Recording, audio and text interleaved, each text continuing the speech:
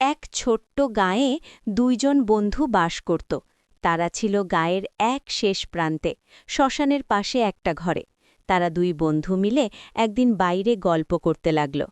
ঠিক শ্মশানের মাঝখানে এক বন্ধু উঠে তুই জানিস এই জায়গাটায় আগে কি ছিল? আরে ধুর, আবার ভূতের গল্প শুরু করলি নাকি? মজা করছিস? ঠিক এই জায়গাটাতেই নাকি রাত 12টায় একটা অদ্ভুত ছায়া দেখা যায়। ছায়া? মানুষ নাকি ভূত?